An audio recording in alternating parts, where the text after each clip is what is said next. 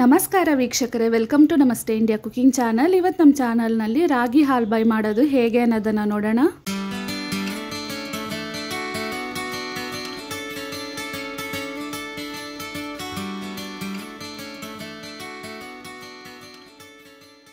ಅರ್ಧ ಕೆಜಿ ರಾಗಿ ಕಾಳನ್ನು ತಗೊಂಡಿದ್ದೀನಿ.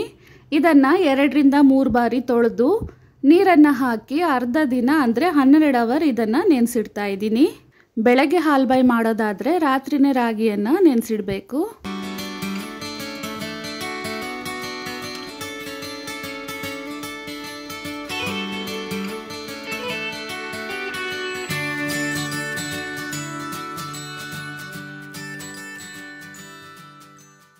ರಾಗಿ ಇವಾಗ ಚೆನ್ನಾಗಿ ನೆಂದಿದೆ. ಮತ್ತೆ ಇದನ್ನು 2 ಬಾರಿ ತೊಳಿತಾ ಇದ್ದೀನಿ. ತೊಳೆದಿರುವ ನೀರನ್ನು ಚೆಲ್ಬಿಟ್ಟು ರಾಗಿಯನ್ನು ಹಾಗೆ ಒಂದು ಕಡೆ ಇಡ್ತಾ ಇದ್ದೀನಿ.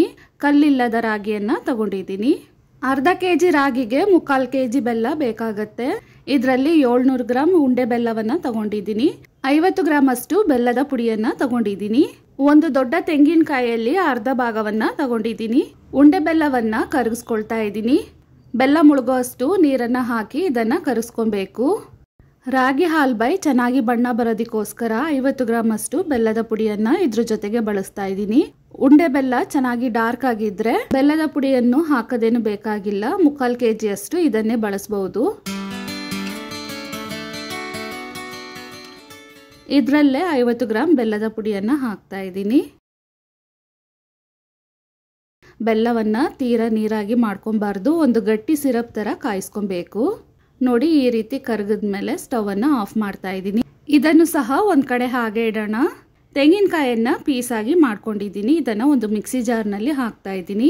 ಇದ್ರ ಜೊತೆಗೆ 6 ಏಲಕ್ಕಿ, 2 ಸ್ಪೂನ್ ಸೋಂಪು ಕಾಳನ್ನು ಹಾಕ್ತಾ ಇದ್ದೀನಿ. ಇದನ್ನು 1 ರೌಂಡ್ ಸುತ್ತಿಸ್ಕೊಂಡು ನೆನೆಸಿರುವ ರಾಗಿಯನ್ನು ಹಾಕಿದ್ದೀನಿ. ನೀರನ್ನು ಸೇರಿಸಿ ಇದನ್ನು ನುಣ್ಣಕ್ಕೆ ರುಬ್ಕೊಬೇಕು. ರುಬ್ಬಿರುವ ರಾಗಿಯನ್ನು ಈ ರೀತಿ ದೊಡ್ಡ ಜರಡಿಯಿಂದ ಸೋರಿಸ್ಕೊಳ್ತಾ ಇದ್ದೀನಿ. ಅಂದರೆ ರಾಗಿ ಹಾಲನ್ನು ತೆಗಿತಾ ಇದ್ದೀನಿ.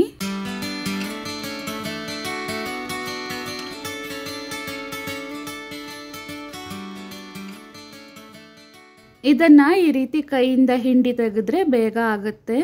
ಒಟ್ಟು 3 ಬಾರಿ ನೀರನ್ನು ಹಾಕಿ ಇದನ್ನು ರುಬ್ಕೊಬೇಕು. ಅದಾದ್ಮೇಲೆ ರಾಗಿ ಹಾಲು ಸಿಗೋದಿಲ್ಲ.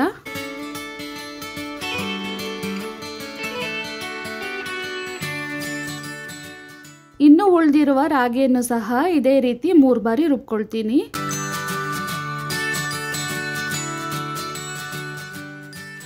ಇದು ನೋಡಿ, ನೀರು ಹಾಕಿ 3ನೇ ಬಾರಿ ರುಬ್ಬಿರುವ ರಾಗಿ.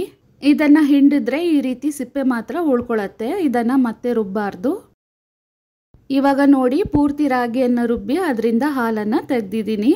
ಹಿಟ್ಟೆಲ್ಲ ತಳಭಾಗದಲ್ಲಿ ಸೇರ್ಕೊಂಡಿರತ್ತೆ. ಆದ್ರಿಂದ ಇದನ್ನು ಒಂದ್ಸಲ ಚೆನ್ನಾಗಿ ಮಿಕ್ಸ್ ಮಾಡಿ ಮತ್ತೆ ಸೋರಿಸ್ಕೊಳ್ತಾ ಇದ್ದೀನಿ. ಈ ಹಾಲ್ಬಾಯಿ ಮಾಡೋದಕ್ಕೆ ಸ್ಟೀಲ್ ಪಾತ್ರೆಯನ್ನು ಬಳಸದೇ ಇದ್ರೆ ಚೆನ್ನಾಗಿರುತ್ತೆ. ಸ್ವಲ್ಪ ತಳ ಹಿಡಿದ್ರೇನು ಅದರ ಟೇಸ್ಟೇ ಪೂರ್ತಿಯಾಗಿ ಬದಲಾಗ್ಬಿಡತ್ತೆ. ಮತ್ತು ಇದನ್ನು ತುಂಬ ಹೊತ್ತು ಬೇಯಿಸಬೇಕಾಗತ್ತೆ. ಆದ್ರಿಂದ ಈ ರೀತಿ ಗಟ್ಟಿ ತಳ ಇರುವ ಪಾತ್ರೆಯನ್ನು ಬಳಸಿದ್ರೆ ಸರಿಯಾಗಿರುತ್ತೆ. ರಾಗಿ ಹಾಲನ್ನು ಮತ್ತೆ ಸೋರಿಸಿದ್ದೀನಿ. ಇವಾಗ್ಲಿಂದಾನೇ ಕೈ ಬಿಡದೇನೆ ಚೆನ್ನಾಗಿ ಇದನ್ನು ಮಿಕ್ಸ್ ಮಾಡ್ತಾ ಇರಬೇಕು. ಸ್ಟವನ್ನು ಮೀಡಿಯಂ ಮತ್ತು ಹೈ ಫ್ಲೇಮ್ನಲ್ಲಿ ಇಟ್ಟು ಬೇಯಿಸಬೇಕು.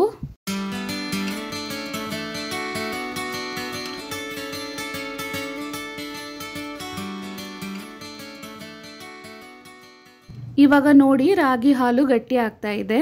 ಯಾವುದೇ ಕಾರಣಕ್ಕೂ ಉಂಡೆ ಏನೂ ಆಗೋದಿಲ್ಲ. ನೋಡೋಕ್ಕೆ ಆ ರೀತಿ ಕಾಣುತ್ತೆ ಅಷ್ಟೇ. ಇದನ್ನು ಕೈ ಬಿಡದೇನೆ ಮಿಕ್ಸ್ ಮಾಡ್ತಾ ಇರಬೇಕು. ಗಟ್ಟಿ ಆಗಿದ ತಕ್ಷಣ ಯಾವುದೇ ಕಾರಣಕ್ಕೂ ಬೆಲ್ಲದ ನೀರನ್ನು ಹಾಕಬಾರ್ದು. ಇವಾಗಲೇ ಬೆಲ್ಲದ ನೀರನ್ನು ಹಾಕಿಬಿಟ್ರೆ ಹಿಟ್ಟು ಬೇಯೋದಿಲ್ಲ.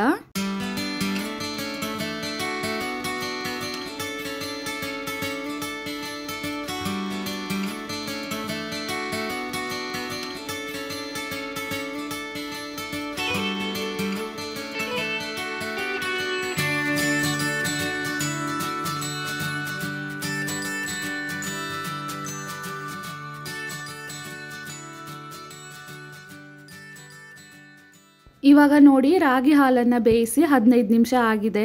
ಹಿಟ್ಟು ಚೆನ್ನಾಗಿ ಬೆಂದು ಶೈನಿಂಗ್ ಆಗಿದೆ ಮತ್ತು ಅದರ ಬಣ್ಣನೂ ನೋಡಿ ಚೆನ್ನಾಗಿ ಬದಲಾಗಿದೆ. ನೋಡಿದ ತಕ್ಷಣನೇ ಹಿಟ್ಟು ಚೆನ್ನಾಗಿ ಬೆಂದಿದೆ ಅಂತ ಕಾಣುತ್ತೆ. ಈ ರೀತಿ ಆದಮೇಲೆ ಬೆಲ್ಲದ ನೀರನ್ನು ಸೋರಿಸ್ಕೊಳ್ತಾ ಇದ್ದೀನಿ. ನೋಡಿ ಬೆಲ್ಲದ ನೀರು ಸಹ ಈ ರೀತಿ ಸಿರಪ್ ಥರ ಗಟ್ಟಿಯಾಗಿರಬೇಕು.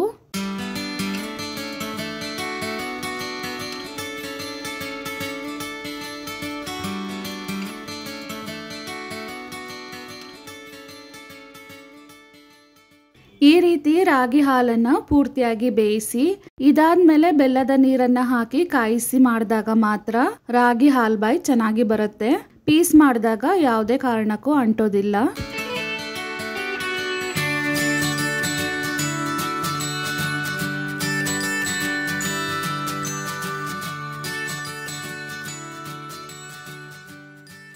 ಬೆಲ್ಲವನ್ನು ಹಾಕಿದ್ಮೇಲೂ ಸಹ ಇದನ್ನು ಕೈ ಬಿಡದೆ ಚೆನ್ನಾಗಿ ಮಿಕ್ಸ್ ಮಾಡ್ತಾ ಇರಬೇಕು.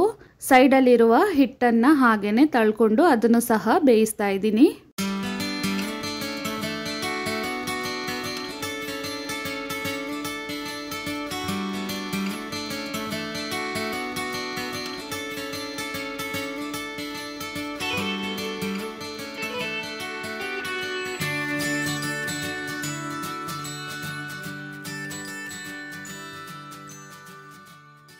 ಬೆಲ್ಲವನ್ನು ಹಾಕಿದ್ಮೇಲೆ 5 ನಿಮಿಷದವರೆಗೂ ಇದನ್ನು ಬೇಯಿಸಿದ್ದೀನಿ. ಇವಾಗ ನೋಡಿ ಇದರಲ್ಲಿ ದೊಡ್ಡ ಗುಳ್ಳೆ ರೀತಿ ಬರ್ತಾ ಇದೆ. ಈ ಹದ ಕರೆಕ್ಟಾಗಿದೆ. ಅರ್ಧ kg ರಾಗಿಯಿಂದ ಹಾಲ್ಬಾಯಿ ಮಾಡೋದಕ್ಕೆ ಒಟ್ಟು 20 ನಿಮಿಷ ಬೇಕಾಗುತ್ತೆ. ಅಂದರೆ ರಾಗಿ ಹಾಲನ್ನು ಹಾಕಿ 15 ನಿಮಿಷ ಬೇಯಿಸಿದ್ದೀನಿ, ಬೆಲ್ಲವನ್ನು ಹಾಕಿ 5 ನಿಮಿಷ ಬೇಯಿಸಿದ್ದೀನಿ. ನೀವು ಇನ್ನೂ ಕಡಿಮೆ ರಾಗಿ ಹಾಲ್ಬಾಯನ್ನು ಮಾಡ್ಕೊಳ್ಳೋದಾದರೆ ಇದರಲ್ಲಿ ಅರ್ಧ ಅಳತೆಯನ್ನು ತೊಗೊಬೇಕು. ಅಂದರೆ 1/4 kg ರಾಗಿಯಿಂದ ಮಾಡ್ಕೊಬೋದು. ಈಗ ಸ್ಟವನ್ನು ಆಫ್ ಮಾಡಿ ಇದನ್ನು ತಟ್ಟೆಗೆ ಬದಲಾಯಿಸ್ತಾ ಇದ್ದೀನಿ. ಅರ್ಧ kg ರಾಗಿಯಿಂದ 2 ತಟ್ಟೆಯಷ್ಟು ರಾಗಿ ಹಾಲ್ಬಾಯನ್ನು ಮಾಡ್ಕೊಬಹುದು. ಬಿಸಿ ಇರಬೇಕಾದ್ರೇ ಇದ್ರ ಮೇಲೆ ಸ್ವಲ್ಪ ಗಸಗಸೆಯನ್ನು ಹಾಕ್ತಾ ಇದ್ದೀನಿ. ಎಕ್ಸ್ಟ್ರಾ ರುಚಿಗೋಸ್ಕರ ಗಸಗಸೆಯನ್ನು ಹುರಿಯೋದೇನು ಬೇಕಾಗಿಲ್ಲ, ಹಸಿದಾಗಿನೇ ಹಾಕಬೇಕು. ಇದ್ರ ಮೇಲೆನೆ ತುರಿದಿರುವ ಒಣ ಕೊಬ್ಬರಿಯನ್ನು ಸ್ವಲ್ಪ ಹಾಕ್ತಾ ಇದ್ದೀನಿ. ಹಾಲ್ಬಾಯಿ ಜೊತೆಗೆ ಇವೆರಡನ್ನ ಸೇರಿಸಿ ತಿಂದಾಗ ರುಚಿ ಇನ್ನೂ ತುಂಬಾನೇ ಚೆನ್ನಾಗಿರುತ್ತೆ. ಇದೇ ರೀತಿ ಇನ್ನೊಂದು ತಟ್ಟೆಯಲ್ಲೂ ಸಹ ಹಾಕ್ತಾ ಇದ್ದೀನಿ.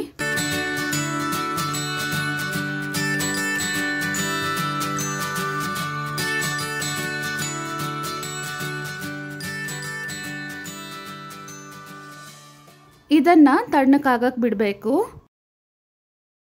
ಇದು ಸ್ವಲ್ಪ ತಣ್ಣಕ್ಕಾದ್ಮೇಲೆ ಇದ್ರ ಮೇಲೆ 2 ತಟ್ಟೆಗಳನ್ನು ಹಾಕಿ ಮುಚ್ಚಿಟ್ಟು ಸೆಟ್ ಆಗಕ್ಕೆ ಬಿಡ್ತಾ ಇದ್ದೀನಿ.